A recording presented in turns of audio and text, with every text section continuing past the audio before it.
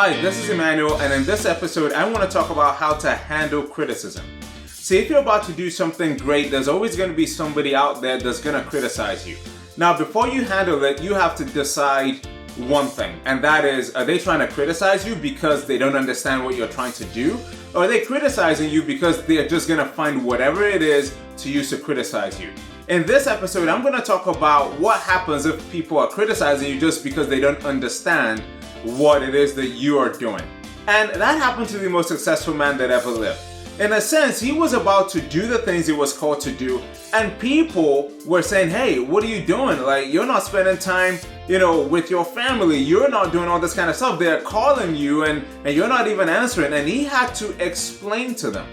He said, hey, look, the things that I'm doing is actually going to be good for all humanity, not just my family. See, he was explaining to them that he loved his family, but he loved beyond his family as well. And he was looking at the greater good.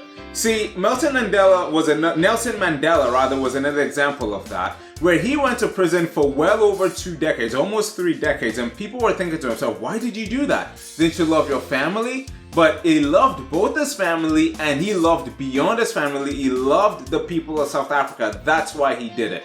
So when people criticize you and they may not understand the steps that you are taking, because what you're doing is truly born out of selflessness, the first thing you want to do is make sure you educate them to really let them know.